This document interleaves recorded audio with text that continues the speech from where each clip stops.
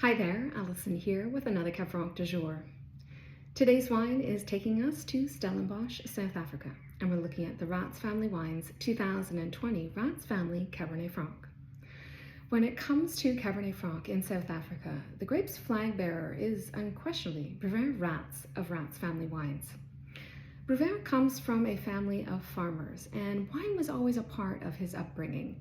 And after completing his viticulture and winemaking studies at Elsenburg Agricultural College in 1995, he had a formative experience during his first job at Blaauwklippen Winery, where following harvest, he tasted the estate's Cabernet Franc from barrel, and he was immediately smitten with this wine for its quality, distinctiveness, and elegance. Now, at the time, Cabernet Franc was seen as just a blending variety in South Africa and nothing more. But Bruwer saw the potential for making high-quality Cabernet Franc in Stellenbosch. And in this moment, he decided that when he established his winery, he was going to make Cabernet Franc a focus, along with Chenin Blanc, one of South Africa's most historic grape varieties. So in 2000, Bruwer bought 2 hectares of land in the Polkadraai Hills and established Raats Family Wines with the sole purpose of making high-quality Chenin Blanc and Cabernet Franc. Today, he's working with around 15 hectares of Cabernet Franc vines, which go into his now 4 single varietal Cabernet Francs, which include the Raats Family Cabernet Franc and the Dolomite Cabernet Franc, and these are from multiple parcels across different vineyard sites. And he's also making 2 single vineyard Cabernet Francs, which include the Eden High Density and their newest offering, which is the Vlaag Vineyard Selection. So it's been some time since I have done a deep dive featuring a wine from South Africa. So I do want to take a moment to shed a little bit of light on the overall Cabernet Franc picture here. So it might come as a surprise to many people that the most planted variety in South Africa is in fact Chenin Blanc, with around 16,485 hectares under vine.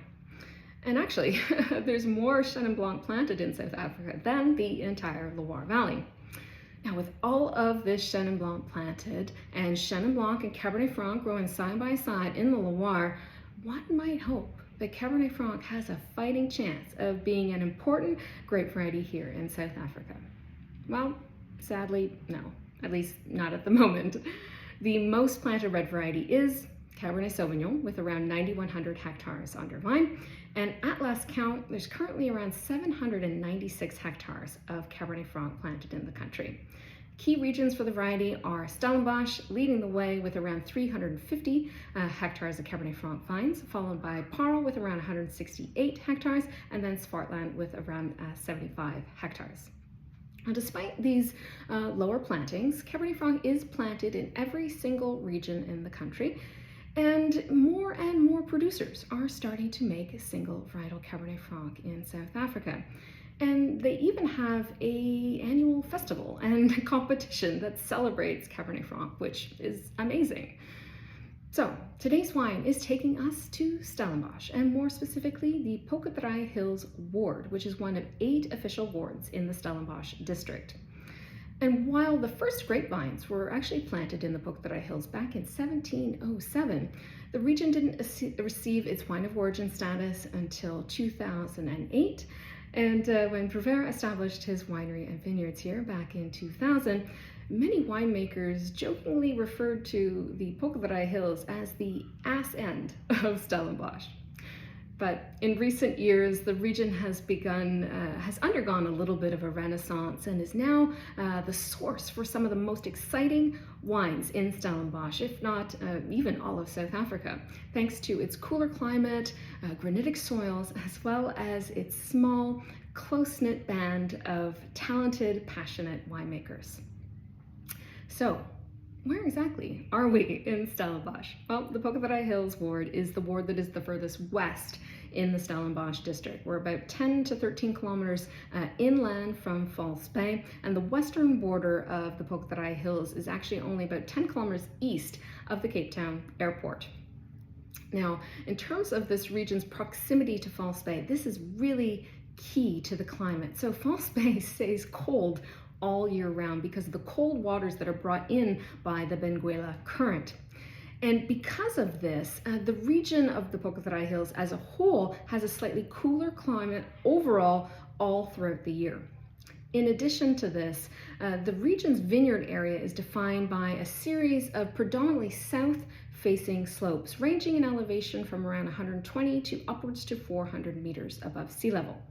And it's important to remember that in the southern hemisphere, these south-facing slopes are the cooler ones because we're facing away from the equator.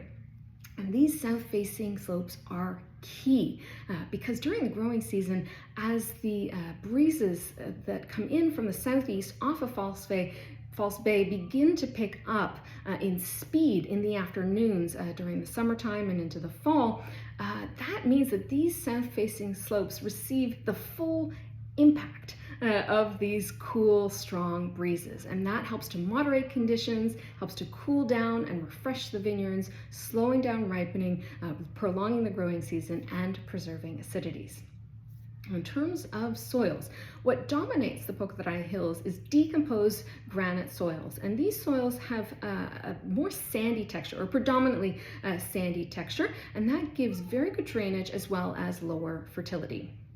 Looking at the parcel selection for the Raats Family Cabernet Franc, this is coming from 2 hectares of dry farm vines from 2 different vineyard sites. We have the Blaauwklippen Vineyard and the Schoonheid Vineyard. And in terms of these 2 vineyards, we're about 13 kilometers inland from False Bay at an average elevation of around 200 meters above sea level, and we're on those all-important south-facing exposures. In terms of soil, we're dealing with those decomposed granite, dolomite granite, sandy loams, and then beneath that we've got a combination of clay loam and silt loam soils, also of granitic origin. Now, these 2 vineyards, in terms of the Cabernet Franc plantings, they were planted in 2002 with clone 214, which is the Loire clone. And actually, this is the only clone that Bruwer works with for Cabernet Franc across his vineyards. And actually, when we had a conversation, I think back in 2020, he referred to clone 214 as the Rolls Royce of clones for Cabernet Franc. And he recently told me that he would attribute the increase in quality and consistency of his Cabernet Francs to the quality choices in terms of the vine material, so clone material, but also his switch to regenerative agriculture. Now, looking at the winemaking for this wine, the fruit is hand harvested. It is mostly destemmed and crushed. In 2020, they left a portion of this as whole cluster, 15%. So the fruit undergoes a cold soak for about 5 days in advance of alcoholic fermentation. The alcoholic fermentation is in stainless steel with selected yeast, and we're looking at a target fermentation temperature of around 28 degrees Celsius. The total time on skins is only about 10 days, and Bruwer will go in and do a gentle punch down once per day during this time. Once the wine is fermented to dryness, they press the must very gently, and the free-run wine and press wine are blended together. And the aging takes place in a combination of 300 and 500 liter French oak barrels, of which 25% is new. So let's dive in. So the nose has a really lovely fragrance to it, very open, very lifted. There's a really lovely purity to the nose, it's got a nice clean profile, nice energy as well. And I would say that the fruits have a nice balance of red fruit as well as some darker fruit here, and they present a little bit more fleshy on the nose.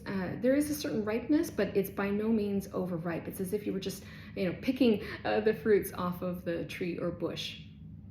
So I'm getting a little bit of cherry. There's a bit of black raspberry here, a bit of plum. There's even like a little bit of a wild strawberry note. And then beneath that, you're getting some of those herbal undertones coming through, and I love the profile that I'm getting here. And what really strikes me with the herbal undertones is that it does present in this very Mediterranean kind of way, like you feel like you're somewhere warm and a little bit on the drier side. Like notes of eucalyptus, a bit of marjoram, bay leaf, there's a touch of rosemary, kind of almost garrigue like. And I should note, for those that don't know, South Africa has its own indigenous form of garrigue called fynbos.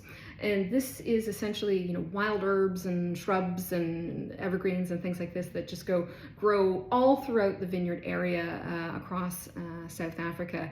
And, you know, I am kind of getting this interesting, very distinctive kind of dry climate, Mediterranean climate shrubbery in the nose. Yeah, it's really lovely.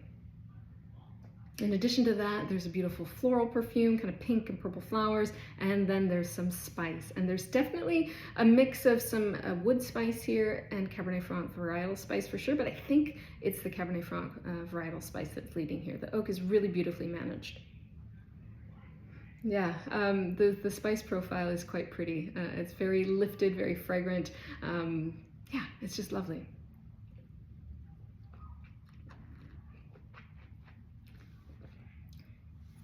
On the palate, the same mix of dark and red fruits come through. I would say that the palate actually leans a little bit more sweet tart, as if there's a little bit more of that kind of black raspberry, a note that's kind of punching through. The herbals come through in a great way. And then on the back end, there's just this great plethora of spice notes. And I think, as I said, I think the Cabernet Franc varietal spice is leading here. I'm getting a little bit of cinnamon, a little bit of like ground cinnamon, as well as like cinnamon stick. There's also a little bit of like a Sichuan peppercorn thing. Yeah, and the spice profile is beautifully in balance with the fruit and the herbal undertones. And I should note, Bruwer has the most incredible way of describing Cabernet Franc, and I attribute this to him every single time I repeat it in wherever I am with winemakers doing classes or whatever. I always attribute this to him, and he refers to Cabernet Franc as having the elegance of Burgundy, the structure of Bordeaux, and the spice of the Rhone. And I could not imagine a better way to describe this grape variety to someone who perhaps was not familiar with it than this kind of trifecta of characteristics. And like I said, I always attribute this to Bruwer because I really think it is such a great way to articulate what Cabernet Franc is all about. The acidity is remarkably pronounced and persistent. You know, we are in a warmer climate here, but it's got great lively acidity. There's a nice mouth-watering, cleansing energy to the acidity. The tannins are beautifully managed. I would say that they're finely woven. There's a tautness to the tannins, but there's a nice velvety texture, and there is that little bit of kind of flesh and plushness to the tannins, which makes them very agreeable, very easy in the mouth.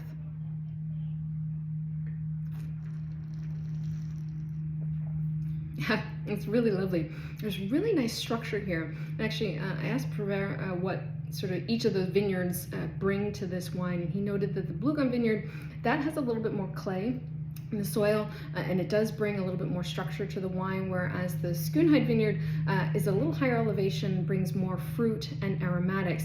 So I love when, you know, winemakers can kind of wrap their head around what all of those pieces of puzzle bring to the finished wine, and you really are getting that sense of balance in this wine.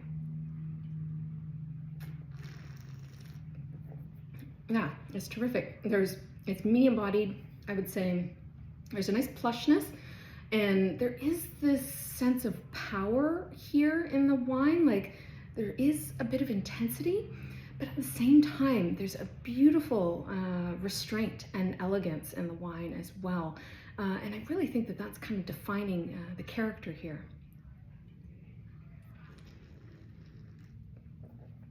Yeah, it's remarkable because there is this kind of power that you feel and intensity, but it also feels quite effortless. And there is this real sense of ease and, yeah, finesse and elegance in the wine. It's really beautiful, and it really, you sense that it's coming from the right place, and you sense that it's coming from this place of a lot of experience and focus. And, you know, when the Raats family and their expression is really about excellence by way of specialization. And you really do sense that here in this wine, in that, you know, Cabernet Franc is not the easiest grape variety. It is extremely site sensitive. It is not happy everywhere. It takes a lot of time to figure out what vineyards work, how to work with the grape variety in the cellar, and that takes a lot of time. It takes repetition. It takes commitment, and that is what Raats Family Wines is all about when it comes to Cabernet Franc, is that commitment to the variety that has created something that is exceptional, a Cabernet Franc and a family of Cabernet Francs that is really at a world-class level. And I have to say, if somebody was not familiar with Cabernet Franc from South Africa, I would, without question, be recommending the OG first and foremost, because Bruwer got the ball rolling for Cabernet Franc in South Africa, and I truly believe that this is one of the great examples, and it's really the one that got things started for probably so many other winemakers in South Africa with this grape variety. And who knows, maybe in the future we will see more and more Cabernet Franc going in the ground and more Cabernet Franc wines being made in the country. And if you have not had a Cabernet Franc from South Africa, like I said, this is the one to try. But if you have had the pleasure of tasting a Cabernet Franc from South Africa, do let me know what the wine was, what you thought of it in the comments below. And of course, as always, I will be back again soon with another wine. Cheers.